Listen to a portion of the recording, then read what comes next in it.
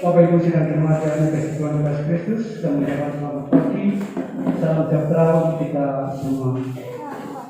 Baiklah, kita akan membaca berita jemaat.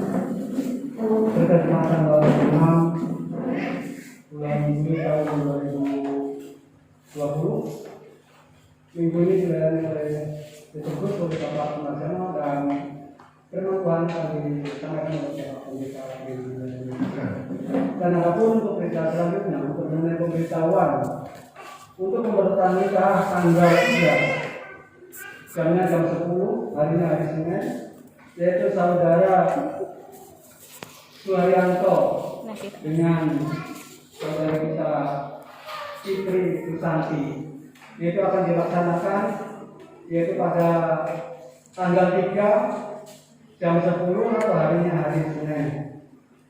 Itu yang bisa kami sampaikan kepada jemaat pada pagi ini.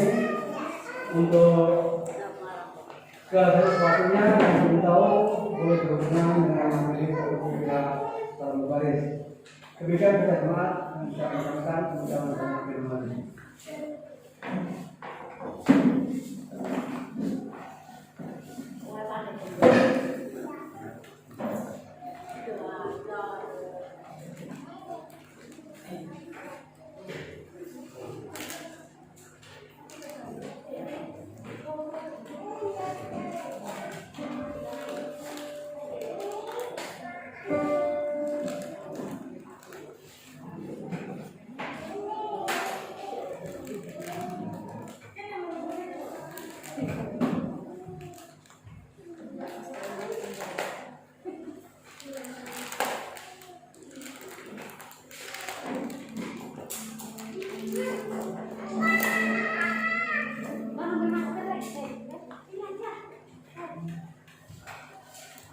Bapak Ibu sidang jemaat Tuhan, salam sejahtera bagi kita semua. Mari kita bersama-sama beribadah kepada Tuhan. Untuk itu Bapak Ibu kami mohon bagi berdiri. Kita bersama-sama beribadah kepada Tuhan. Kita awali ibadah kita dengan kita memuji nama Tuhan dari Kirim Jemaat nomor 10 ayat 1 dan ayat yang kedua.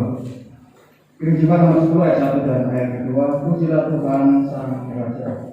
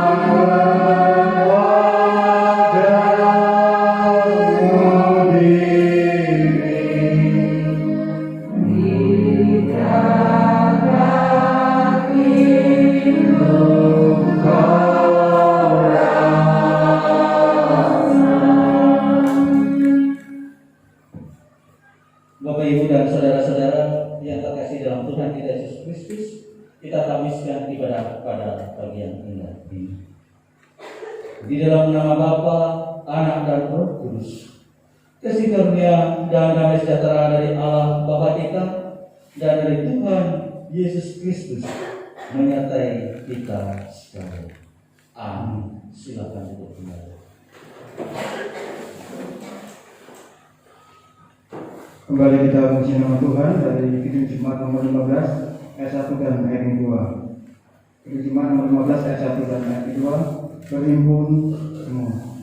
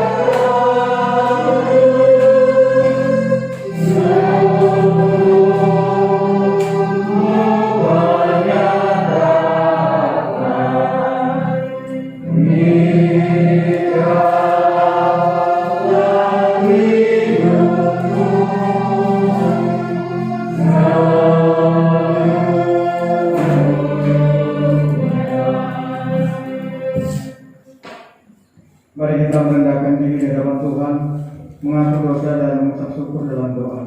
Kita berdoa.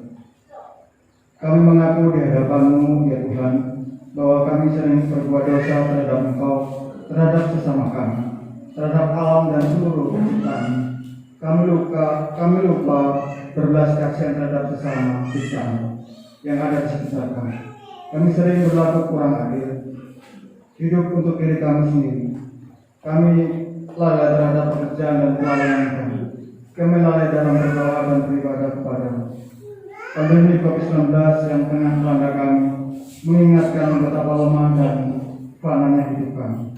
Ampunilah dosa kami, kuatkan dan teguhkan iman kami, serta beri hikmat dalam menghadapi pandemi ini. Itulah keabsahan dan dosa ini. Kami bersyukur karena kasih-Mu yang tiada terbatas itu telah memungkinkan dan melayakkan kami untuk berbakti kepada-Mu hari ini. Kiranya Tuhan, doa dan firman-Mu menjadi berkat untuk hidup kami. Kami berdoa dalam nama Tuhan Yesus Kristus, Juru Selamat kami. Amin.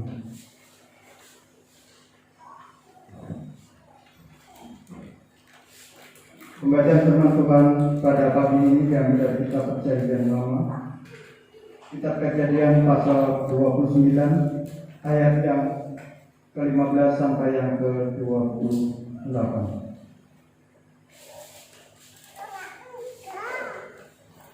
Kitab Kejadian pasal 29 ayat 15 sampai yang ke-28.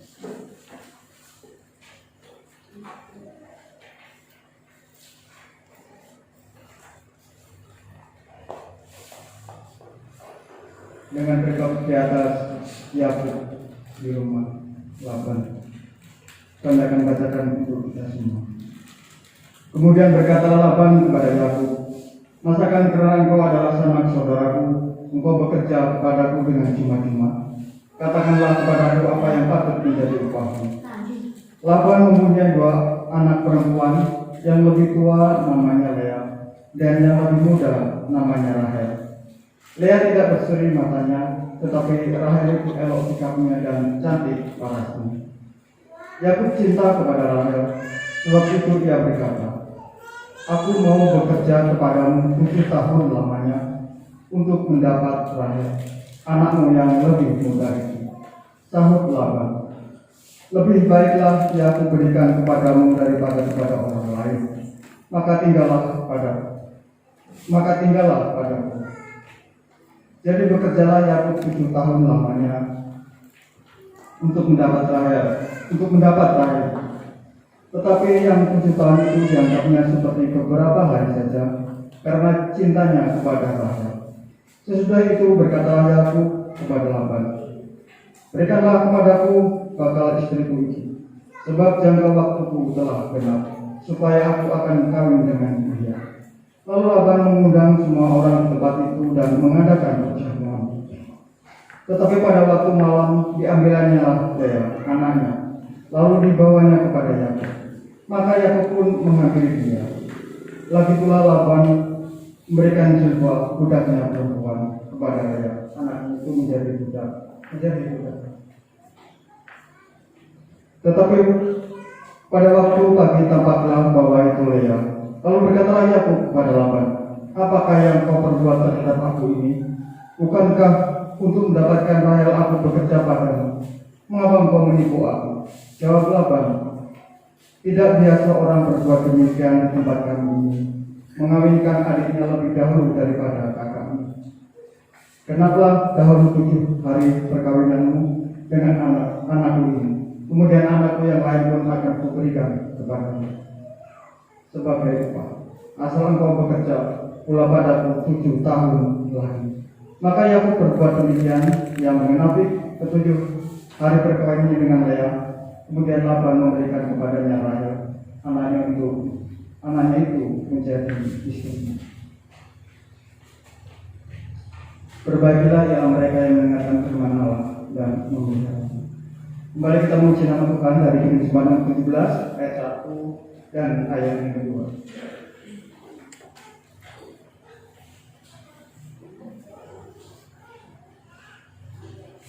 Kitab Mazmur 17 ayat 1 dan ayat 2. Tuhan Allah.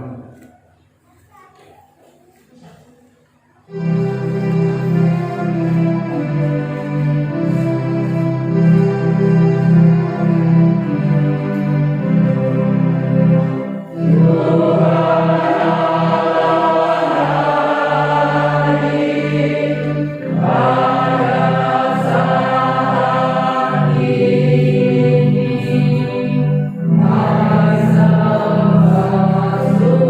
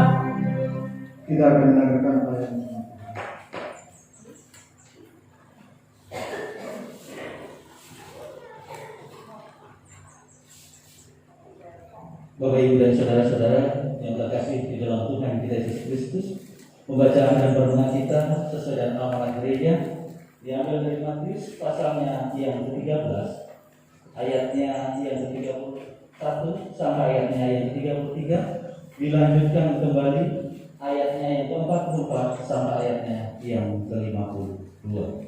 Namun sebelum kita membaca dan merenungkan sebuah firman Tuhan, mari kita berdoa. Pujilah Allah yang kami sembah di dalam Yesus Kristus. Kami ucap syukur Tuhan penyertaan di dalam kehidupan kami. Terlebih pada saat yang berbahagia ini, hari peristirahatan Tuhan, kami mulai datang memuji serta memuliakan nama-Mu. Kami juga merindukan Engkau berkata-kata melalui firman yang kami akan baca dan juga kami akan renungkan. Pimpin dan sertai kami Tuhan, sehingga kebenaran daripada firman boleh kami dapatkan dan boleh kami lakukan di dalam kehidupan kami. Tuhan Yesus, berbicaralah kepada kami Tuhan dalam Roh yang kudus. Amin. Matius pasalnya yang ke-13 ayatnya yang 31 sampai ayatnya yang ke-33 dengan berikut perumpamaan tentang biji sesawi dan ragi. Yesus membentangkan suatu perumpamaan lain lagi kepada mereka, katanya, kerajaan surga itu seumpama biji sesawi yang diambil dan ditaburkan orang di ladangnya. Memang biji itu yang paling kecil dari segala jenis benih. Tetapi apabila sudah tumbuh, sesawi itu lebih besar daripada sayuran yang lainnya, bahkan menjadi pohon, sehingga burung-burung di udara datang bersarang pada cabang-cabangnya. Dan ia menceritakan perumpamaan ini juga kepada mereka. Kerajaan surga itu seumpama ragi yang diambil seorang perempuan dan diadukkan ke dalam tepung terigu 3 sukat sampai kamil seluruhnya. Ayatnya yang ke-44 sampai ayatnya yang ke-52. Perumpamaan tentang harta terpendam dan mutiara yang berharga. Kerajaan surga itu seumpama harta yang terpendam di ladang yang ditemukan orang lalu dipendamkannya lagi. Oleh sebab sukacitanya pergilah ia menjual seluruh miliknya lalu membeli ladang itu. Demikian pula kerajaan surga itu seumpama seorang pedagang yang mencari mutiara yang indah. Setelah ditemukannya mutiara yang sangat berharga, ia pun pergi menjual seluruh miliknya lalu membeli mutiara itu. Demikian pula kerajaan surga itu seumpama bukat yang dilabuhkan di laut, lalu mengumpulkan berbagai-bagai jenis ikan. Setelah penuh, bukat itu pun diseret orang ke pantai, lalu duduklah mereka dan mengumpulkan ikan yang baik ke dalam pasu dan ikan yang tidak baik mereka buang. Demikianlah juga pada akhir zaman, malaikat-malaikat akan datang memisahkan orang jahat dari orang benar, lalu mencampakkan orang jahat ke dalam dapur api. Di sanalah akan terdapat ratapan dan retakan gigi. Mengertikah kamu semuanya itu? Mereka menjawab, ya kami mengerti. Maka berkatalah Yesus kepada mereka, karena itu setiap ahli Taurat yang menerima pelajaran dari hal kerajaan surga itu seumpama tuan rumah yang mengeluarkan harta yang baru dan yang lama dari perbendaharaannya. Demikian firman Tuhan. Bapak, Ibu, dan saudara-saudara yang terkasih di dalam Tuhan kita Yesus Kristus, perenungan kita pada bagian indah ini sekilas lalu tentang sebuah kerajaan surga. Bagaimana orang akan mendapatkan kerajaan surga itu?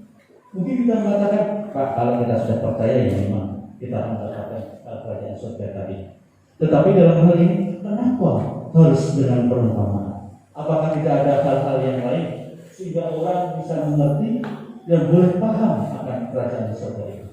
Sebenarnya Yesus pun sudah menjelaskan, tetapi karena mereka belum mengerti, belum paham. Setiap kali yang dinyatakan oleh Yesus belum paham akan hal tersebut.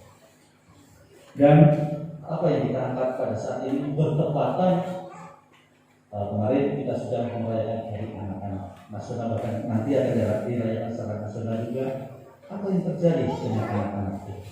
Apakah hanya sekedar kemarin anak-anak ya cuma badannya paling kecil, belum mengerti, belum paham dan seterusnya. Seperti itu. Tema yang kita angkat pada pagi yang indah ini adalah pola hidup. Ketika kita boleh naik kelas. Naik kelas bukan berarti sebenarnya kita belajar di sekolah. Bukan. Naik kelas ini adalah apa yang jadi tanggung jawab kita ketika sudah mendapatkan hal yang terbaik. Karena apa? Perumpamaan-perumpamaan yang disampaikan oleh Yesus itu merupakan rancangan Tuhan. Rancangan-rancangan itu merupakan perancangan yang baik, tetapi hal yang baik itu tidak dimengerti oleh orang-orang atau manusia itu, atau di hadapan dengan Yesus itu. Berarti sia-sia mereka ketika mendengar itu. Jadi Yesus harus menjelaskan semuanya itu dengan perumpamaan-perumpamaan. Sebenarnya Yesus tidak mau menjatuhkan, tidak menghancurkan, tidak merobohkan, tetapi mengangkat manusia itu sendiri. Apa yang diangkatnya? Kalau kita boleh melihat latar belakang orang-orang pada saat itu atau orang bangsa Israel, bagaimana mereka dalam kondisi kacau balau, kondisi yang tidak beraturan. Ada aturan yang sudah diberikan oleh pemerintah pada waktu itu justru dilanggar. Aparat-aparatnya pun melakukan hal yang sama, seolah-olah ya ini milikku masing-masing seperti itu. Tetapi apa yang terjadi? Itu yang tidak mau dilakukan oleh Yesus. Justru ketika nanti rancangan kerajaan Allah bukan pribadi, bukan aparat-aparat yang memiliki, tetapi semuanya harus berhak. Semuanya akan mendapatkan hal yang sama tentang kerajaan surga. Bukan justru ketika aturan-aturan itu diberikan seolah-olah akan membelenggu manusia itu sendiri. Bukan. Justru peraturan itu akan membebaskan manusia. Nah, makanya pada saat ini tema yang kita angkat adalah bukan perumpamaan tentang kerajaan surga, tetapi pola pikir kita ketika kita naik kelas. Anak-anak kita kemarin atau beberapa hari yang lalu tentunya sedang mendapatkan nilai dari usaha keras mereka. Mungkin mengatakan, Pak susah soalnya, Pak susah jawabannya, Pak susah seperti ini dan semuanya serba susah. Tetapi dari kesusahan itu ada nggak usaha untuk meraup kesusahan itu?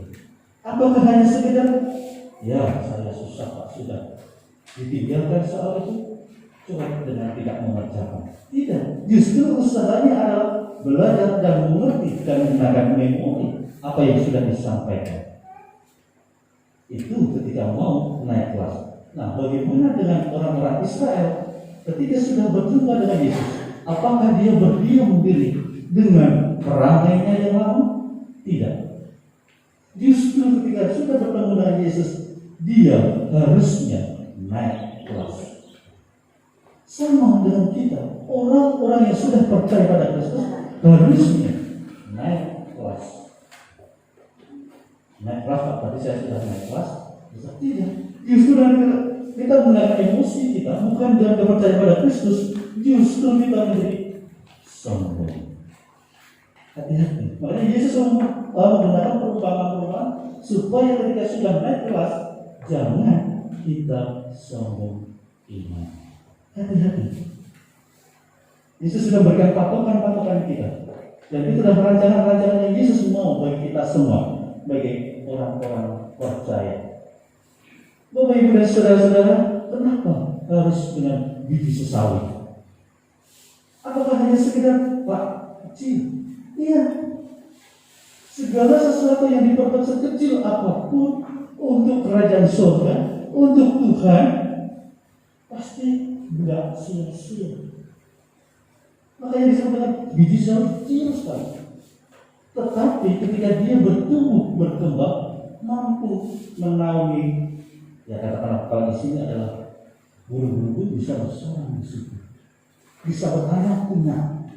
Berarti pohon ataupun biji sawi tadi bisa menaungi semua orang, membuat teduh, membuat kesejukan, bahkan damai sejahtera di situ ada. Yang kedua tentang ragi. Kalau kita di sini ragi, maaf mungkin hanya sekedar tahu untuk bikin tapai. Iya, itu proses fermentasi. Bagaimana gula jadi nanti dia berubah menjadi alkohol kayak apa. Tetapi di dalam hal bukan masalah perubahannya ini, tetapi ragi-ragi ini adalah supaya mengkamilkan semuanya dan mengembangkan, bukan menenggelamkan. Kalau kita pada saat ini dalam kehidupan real, kita hanyut dengan aturan-aturan yang ada. Kita mengikut orang banyak. Kalau tidak percaya, lihat sekeliling kita. Apakah kita juga ikut dengan dunia ini? Atau bagaimana? Apalagi sudah ya nanti Pak Isnani Wong dikira kita paling hebat. Tidak. Jangan kira memenuhi orang banyak itu bisa menyelamatkan kita. Tidak. Justru peraturan dari Allah itu sendiri yang mampu membebaskan kita. Bukan peraturan orang. Boleh nanti kita saat ini boleh di televisi sanksi sosial tidak diedit. Hukuman seperti itu saja. Kalau hukuman Tuhan selama-lamanya hancur kita. Seperti itu Bapak Ibu dan saudara-saudara yang terkasih di dalam Tuhan kita Yesus Kristus. Di dalam hal ini ada juga tentang jual beli. Bukan masalah jual belinya, perdagangan Pak, ekonomi Pak. Kita pada saat ini mungkin mengatakan, oh pastilah ada P-nya Pak. Ya, tetapi dalam hal ini bukan harga tentang bagaimana kita bisa menjual iman kita. Penjualan iman sering terjadi demi kekuasaan martabat dan segala sesuatunya. Contohnya Hagia Sophia yang terjadi pada saat ini. Mungkin kita katakan menang Pak, silakan pembangunan aja bisa kita bisa bangun dalam waktu 3 hari sehari bisa. Tetapi bukan itu. Iman Kristen tidak bisa dijual belikan. Percaya pada Kristus tidak bisa dijual belikan. Tidak bisa ditipu, diinjak-injak, tidak bisa biarkan. Tetap akan bertumbuh kekristenan. Karena yang ada adalah bukan kekuatan manusia.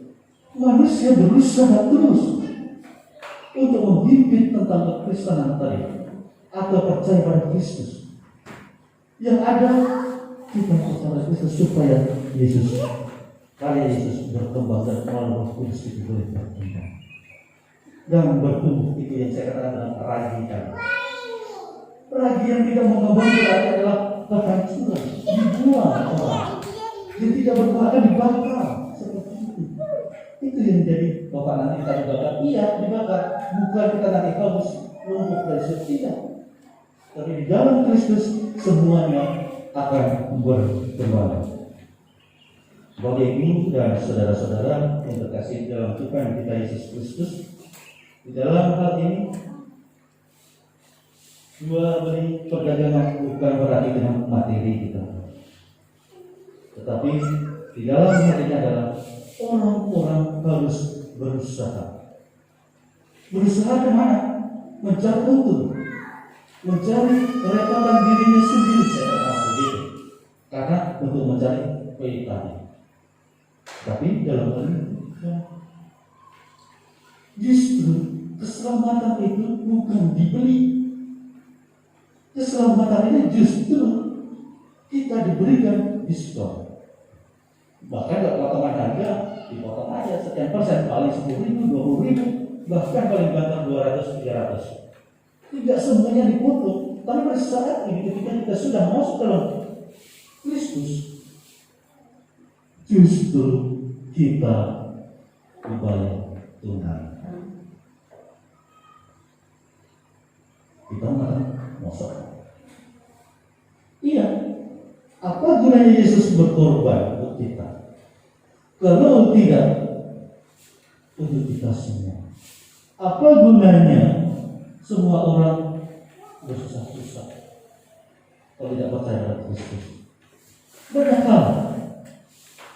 Bahkan ada yang mengatakan, wah, maaf, saya berbuat baik supaya dosa-dosa diampuni, supaya saya memperoleh keselamatan yang nantinya saya tidak bisa. Keselamatan itu diberi secara cuma-cuma, bukan dengan usaha manusia. Keselamatan itu sudah diberikan Tuhan ketika kita percaya kepada Kristus. Coba kita pikirkan dalam usaha pekerjaan kita, dengan mata kita, dengan pekerjaan yang kita lakukan sepanjang hari, berangkat kita subuh, berangkat pulang nanti kita maghrib atau bahkan jam 12 malam. Dapatkah menyelamatkan kita, menyelamatkan iman kita? Tidak bisa, omong kosong.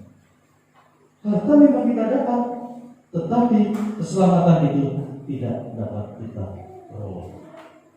Keselamatan itu tidak bisa kita peroleh dengan usaha-usaha seperti itu. Usahanya ada percaya kepada Yesus Kristus. Bapak Ibu dan saudara-saudara, pada pagi yang indah ini, biji sesali bukan biji yang terkecil. Biji sesali bukan biji sembarang biji. Walaupun dia kecil, tetapi dia mampu bertumbuh dan berakar.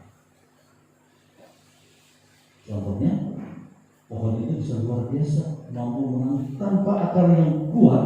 Tidak bisa. Begitu juga dengan Kristen, percaya pada Kristus harus mengakar kuat.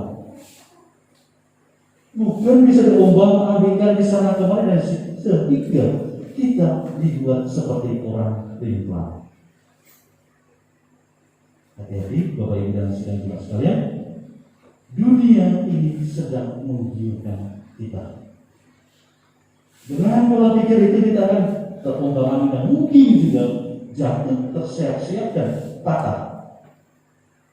Tapi ilustrasi perumpamaan ini membuat kita harus semakin teguh. Walaupun patah batangnya, dahannya tetap berakar. Walaupun akarnya sampai tidak patah pun, dia akan hidup, bertumbuh dan bertunas kembali. Itulah prinsip dari biji sesali. Sedangkan ragi mengajarkan kita adalah bukan lagi kita itu orang sana kemari, sama dengan implan tadi. Yang ada hanyalah perubahan hidup di dalam kehidupan kita ini. Percaya pada Kristus tidak hanya sekedar saya percaya pada Kristus, hanya sekedar di hati saya, tetapi harus dilakukan di dalam atau direspon dengan kehidupan kita. Dan kita pun tidak boleh mengikut arus dunia ini. Sehingga kita pun boleh naik kelas, bertumbuh dalam perubahan kehidupan kita. Inilah yang ingin disampaikan Yesus, sehingga kerajaan surga itu bisa kita peroleh. Bukan kita di awang-awang sana kerajaan surga itu, tetapi di dalam kehidupan kita ini ada. Kalau kita mau berubah hidup kita, pola pikir itu nantinya mengubah kehidupan kita. Dan yang terkecil, disiplin misalkan, supaya kita nanti bisa naik kelas. Bukan hanya sekedar rasanya seperti ini, tidak, tapi semuanya akan didapatkan. Bapak Ibu dan saudara-saudara sekalian, pola hidup sehingga kita nantinya merubah kehidupan kita dan nantinya juga naik level lain. Tuhan Yesus memberkati kita. Mari kita berdoa.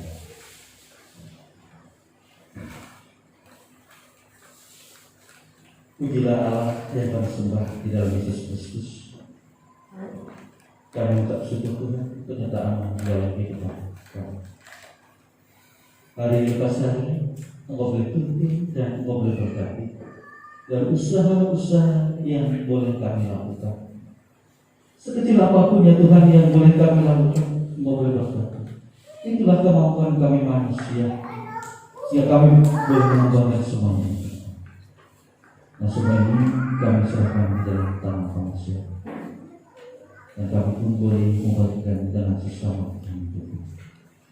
Pada pagi yang indah ini juga Tuhan, kami menyerahkan seluruh kehidupan kami, pribadi lepas pribadi, keluarga kecil kami, baik yang terdekat ataupun jauh meledaknya Tuhan.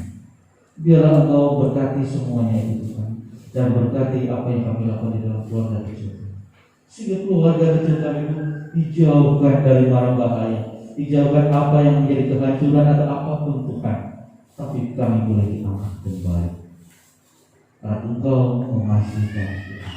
Dan pada saat ini juga kami teringat akan kasih kepada kami semua.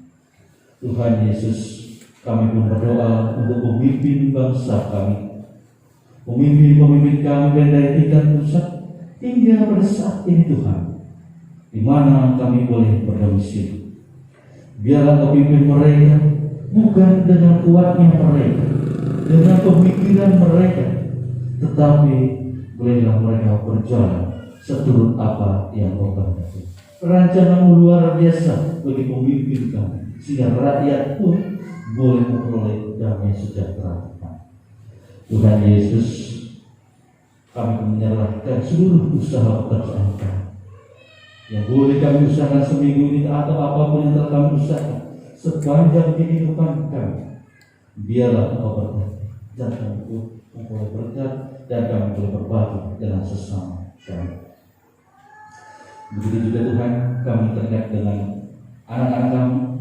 Kami bersyukur boleh menyelesaikan pendidikan yang telah kami lalui. Pendidikan supaya anak-anak kami pun boleh menjadi maju dan berkembang serta bertumbuh, terutama di dalam keimanan.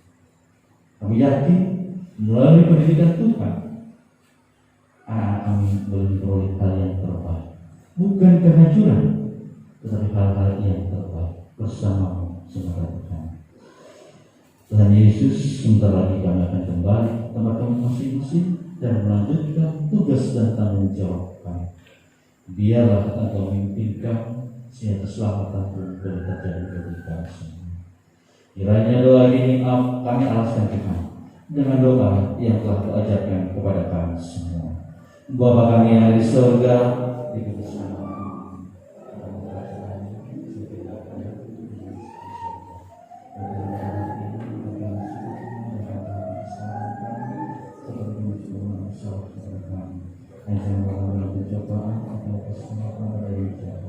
Namun kerajaan, kuasa dan kemuliaan sampai selama-lamanya. Amin.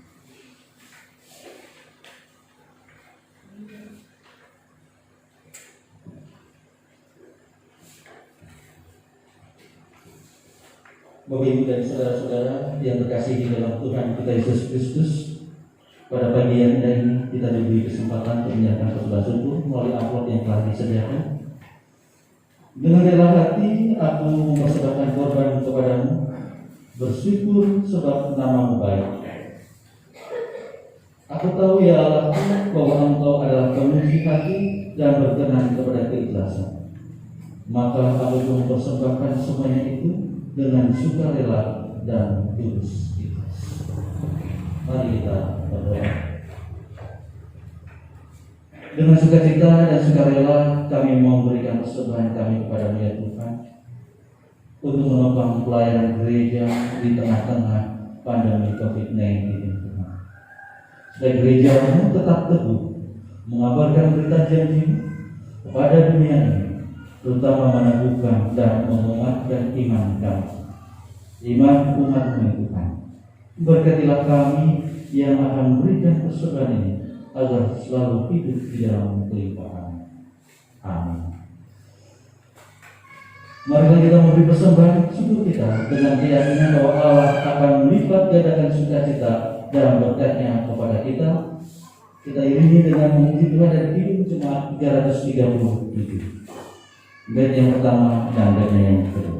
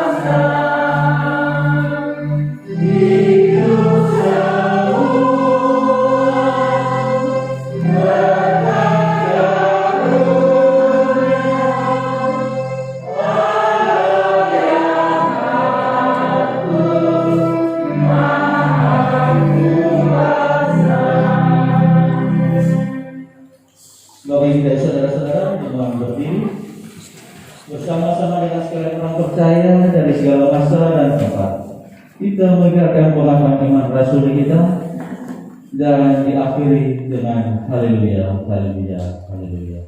Aku percaya pada Allah Bapa yang Maha Kuasa, Khalik langit dan bumi, dan kepada Yesus Kristus, Anaknya yang tunggal Tuhan kita, yang dikandung dan Roh Kudus, lahir dari anak dan Maria, yang menderita di bawah pemerintahan Pontius Pilatus, disalibkan, mati dan dikuburkan, turun dalam kerajaan maut, pada hari yang ketiga, bangkit pula dari antara orang mati, naik ke surga, duduk di sebelah kanan Allah Bapa yang Maha Kuasa, dan akan datang dari sana untuk menghakimi orang yang hidup dan mati.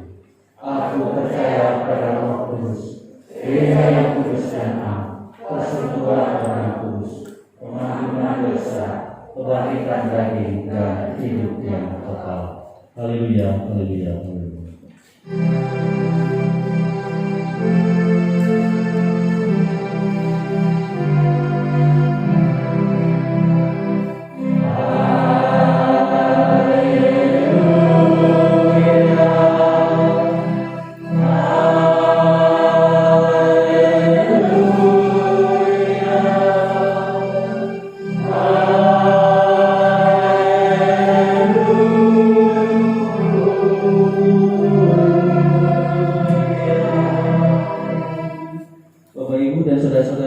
Sebelum menerima berkat Tuhan, ada informasi yang bisa kami sampaikan bahwa setelah agama kita akan dibuka dan buku-buku melalui elektronik sudah dikirimkan di profil saya, boleh dibaca di situ dan boleh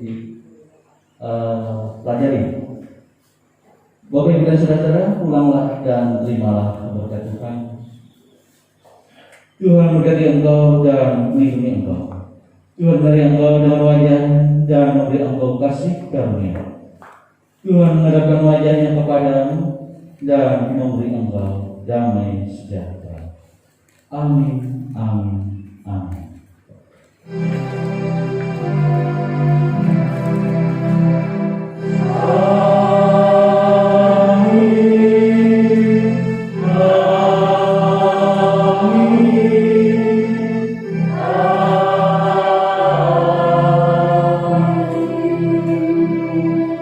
Sebagai lagu penutup kita buka Kidung Jumat 392, ku berbahagia. Ku berbahagia, yakin teguh Yesus abadi karunia aku dan seterusnya.